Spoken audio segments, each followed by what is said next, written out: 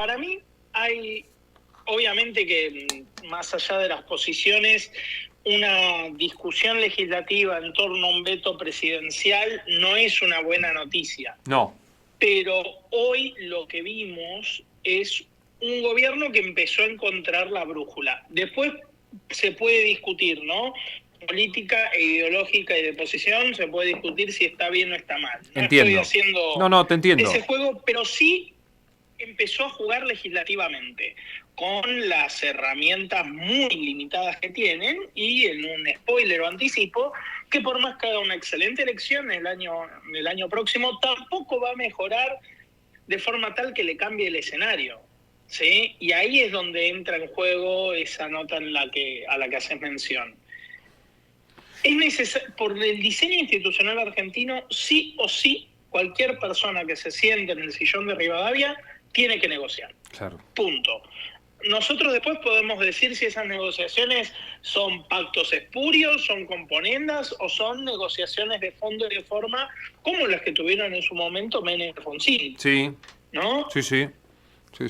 Ahora, dentro de eso, ¿qué es lo que tiene Milei hoy? Bueno, Milei mostró que puede conseguir 1/3 de la Cámara de Diputados. Uh-huh. Y ese tercio de la Cámara de Diputados que puede conseguir con estos 5 diputados radicales que vos decías, y me atrevería a agregar los ausentes, sí. No todos, pero hay un componente importante de aquellos que no fueron a la sesión, más allá de las abstenciones, que con su ausencia contribuyeron a que el número que necesitara el oficialismo sea menor, y que en alguna medida forma parte de ese juego. Y acá lo digo con nombre y apellido: Roxana Reyes, diputada de lo que solía ser Juntos por el Cambio de Santa Cruz, que empezó a mostrar en las últimas semanas en sus declaraciones públicas un giro en favor del gobierno.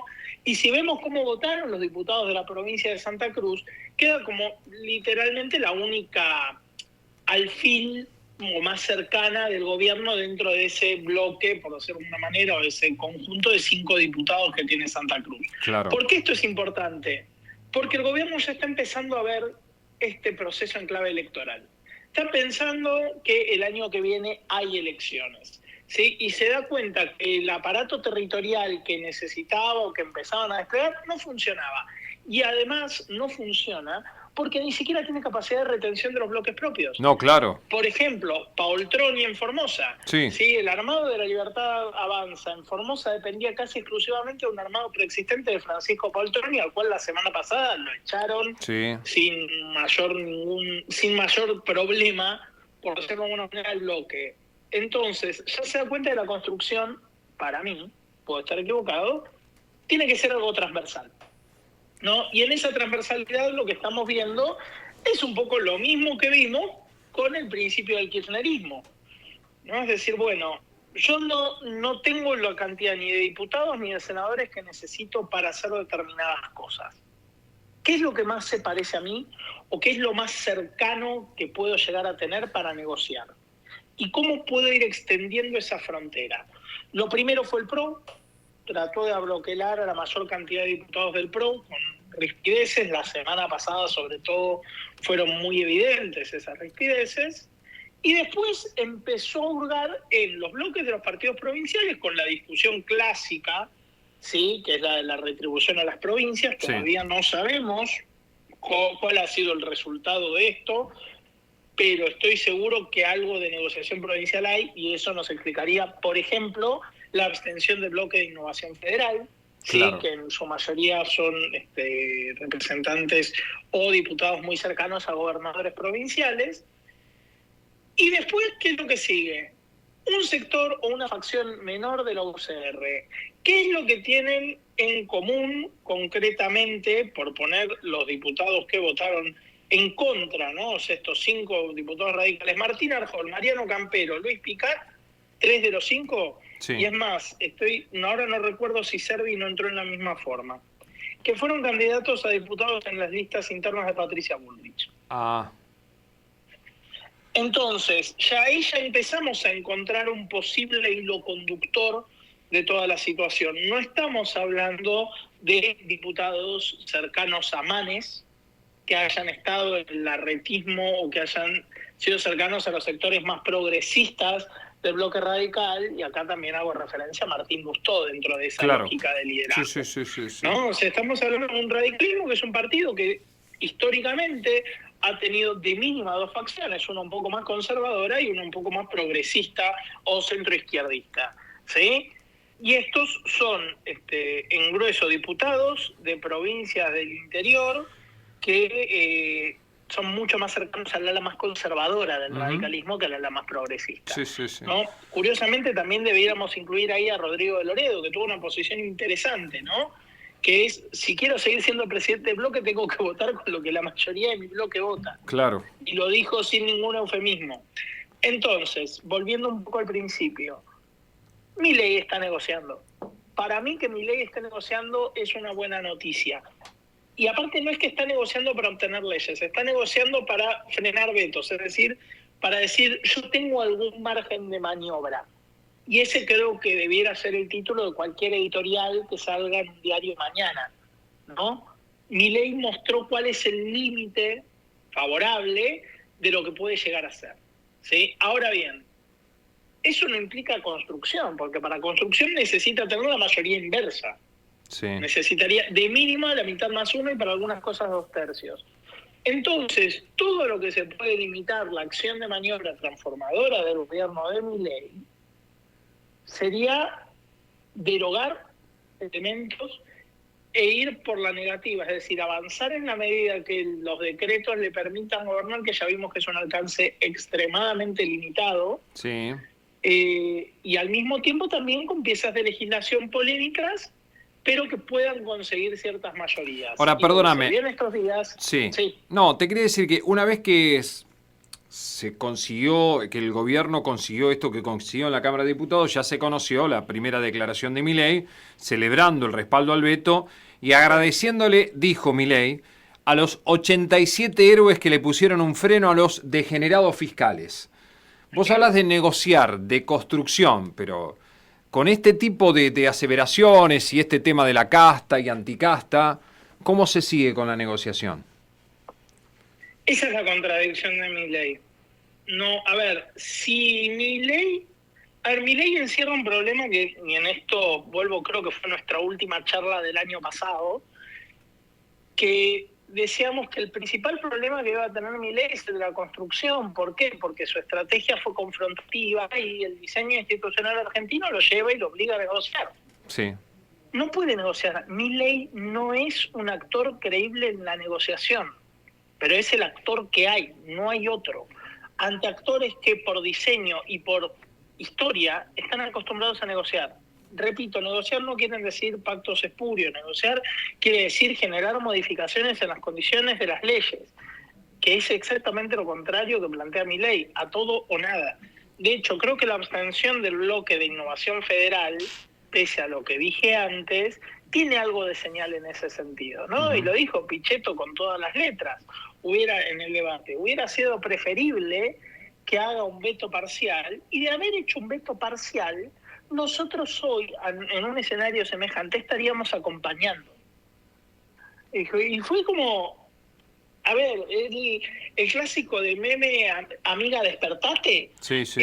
Es exactamente eso el mensaje que le está transmitiendo la política Milei, que hay vocación, que hay posibilidad, que hay margen, como ya se mostró también en la ley Ómnibus. Es decir, vos decís que Milei tiene vocación de negociar. No, lo que estoy diciendo es que tiene un espacio que lo está obligando a negociar. Porque si no negocia, no gobierna. Es decir, está entre la espada y la pared. Por eso en esa nota que decía estaba ante el precipicio del Pacto de Olivos. Porque por un lado tiene que negociar, está obligado a negociar, si no negocia se cae del precipicio, pero por otro lado, si él negocia, está siendo contradictorio con sus propuestas de campaña, empieza a tener un problema serio de gobernabilidad, ¿no? Sí. Es decir, que lo desafían. Por eso es que para mí este tuit es parte de la lógica. Claro. Ahora. Sí, para blindar el veto tuvo que negociar, Fernando.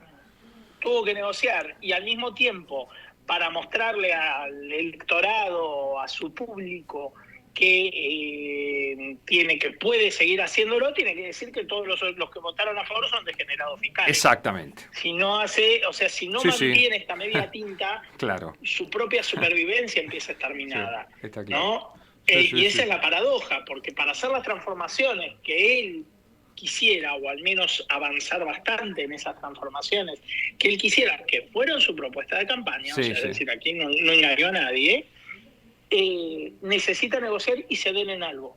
Y en el preciso instante que logra eso, pierde su propio caudal político de cara hacia afuera, pero va a estar cumpliendo con su propuesta de campaña. La pregunta es, ¿cómo le va a cobrar el electorado esto? Sí. Es decir, que haya cumplido sin cumplir o a la inversa. Sí. Dependiendo el caso, dependiendo el punto de agenda sobre el cual se esté tratando, lo cual para mí es un escenario extremadamente complejo y autoinfligido. Es decir, esto que vimos con las jubilaciones lo vamos a ver a repetición en los próximos 3 años. No tengo ninguna duda que va a ser la repetición. Así como tampoco con los datos al día de hoy, con estudios de opinión pública y demás, que Milei no tiene los números para mejorar su posición. O sea, está en el mejor de los escenarios repitiendo la elección de la primera vuelta del 2023. Claro. O sea, está en foja cero, lo cual también es todo un logro, ¿no? Porque con el ajuste, con los cambios, con la falta de una mejora tangible en la situación económica, está manteniendo su caudal electoral. Sí. Y tampoco se vislumbra algo importante en cuanto a porcentajes y a contenido por parte de la oposición, ¿no? Esa es la gran ventaja que hoy tiene Milei. En este momento Milei domina el escenario político. El peronismo no tiene ninguna construcción alternativa viable de ningún tipo, y lo que solía ser Juntos por el Cambio quedó demostrado, sobre todo hoy, que tampoco tiene un rumbo.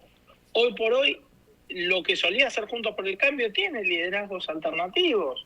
Martín Lustó, Facundo Manes, en este último caso estoy pensando en las elecciones en la provincia el año próximo.